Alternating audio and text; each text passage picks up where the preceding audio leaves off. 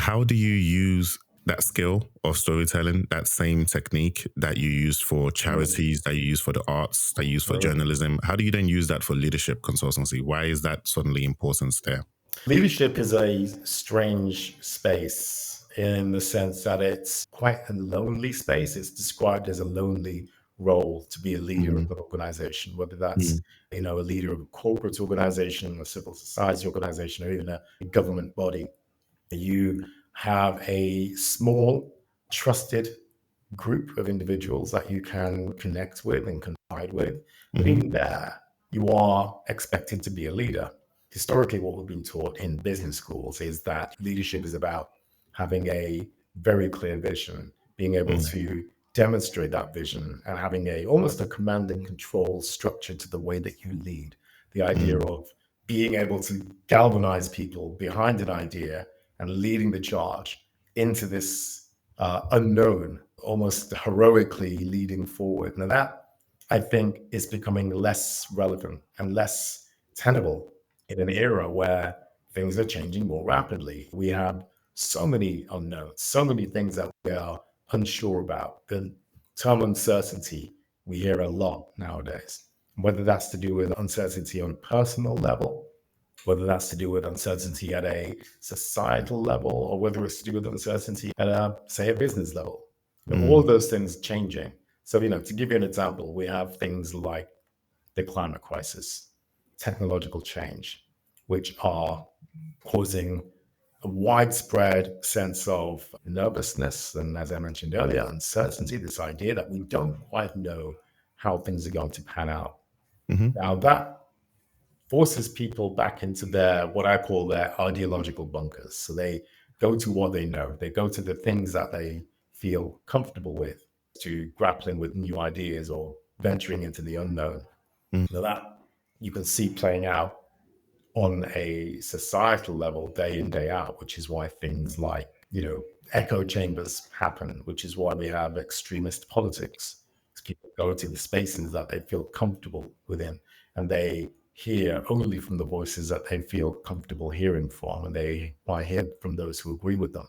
So once you get into a situation where you are reiterating that point and you are almost allowing yourself only to hear those voices, and technology obviously plays a role in that in terms of its ability to fine tune the ability to only hear the voices that you want to hear, yeah. then you have that echo chamber. So I think that is where, on a leadership level, you need to be in a position where you are hearing from people you wouldn't normally hear from. You are looking at ideas that you wouldn't normally engage with. You are speaking to those who maybe aren't your customers yet or may not be. Mm, You are getting a societal understanding of what your brand is and what your organization does and how it's perceived in the world. And all of these things, I think, need a different kind of leadership, the kind of leadership that is able to look up and out and to look into the unknown, not to be afraid, but to embrace that. let me try to understand the two different types of leadership. So you said the one that we all know is like you need to have a strong vision, you're leading the charge, you know what's best, like confidence, projecting all of that, and basically telling people what to do, like a directorship type of a leadership. But now you're saying we need a different type of leadership, one in which we are open to outside ideas, but it doesn't necessarily mean that we are less. What else? Does it also mean that there is less vision, less directorship in that other type of leadership? No, not at all. I think that vision is still hugely important, but I think the vision needs to be one where you feel okay not having all of the answers, and you can shapeshift accordingly based on things that change that are beyond your control. But wouldn't that reduce your people's confidence in you if you say, I don't have all the answers? You know, as you're talking, obviously, I know you're talking about it from a business perspective because this podcast is about, uplifting Africa. I'm thinking at it from African leaders' perspective and Caribbean leaders' perspective, and just like leaders of Black nations and how they can operate, how they can take this same techniques that you're saying, the same thing, and if we can apply it to that side of the world. I mean, I'm not saying that there aren't people out there who have made an industry out of having a strong vision and making people believe so much in that vision that they can do things that go beyond the realms of what most people would deem acceptable, for example. You do Mm, have that. There's a lot of that in the startup space. I guess if you think about strongman leadership, and there's lots of strongman leaders around the world at the moment, that mm, whole brand of leadership is about, I know what we need to do, and I'm the only person who can take you there. And if you get behind me, I will take you there. mm, But if you don't, who knows what's going to happen? And mhm, that sense of fear of the unknown that you can build within people works in the short term. Don't get me wrong. I think it's great in the short term, which is why we are able to vote strongman leaders in different parts of the world. But over the medium and long term, it becomes apparent, not just to the individual, but to politicians, to society more generally, that actually the challenges that we're facing require a interdisciplinary approach to problem solving, as in you can't solve those problems purely by saying that you can have the answer, or mhm, indeed by having one type of idea in the room. You need the people who don't agree with you. You need your detractors in the room to help you to solve these problems.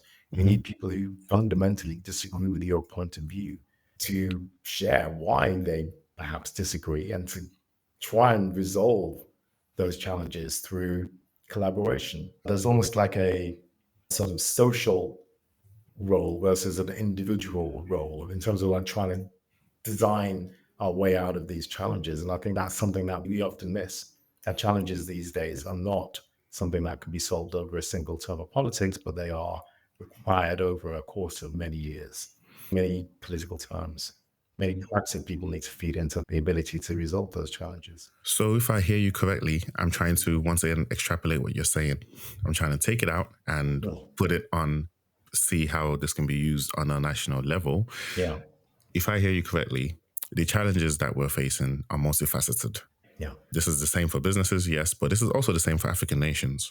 And the leadership that is required to solve these multifaceted problems should be one that gets the smartest people around and gets them to work together and clearly say, I don't know the answer. So, like a humble leader. yeah. I guess I'm looking at how we can, what they can do better.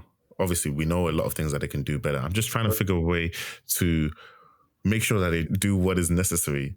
Because right now, all of them, not all of them, but the majority of them are kind of gathering power, using it to benefit themselves, Mhm. and leaving. I guess they're not really interested in solving the problem.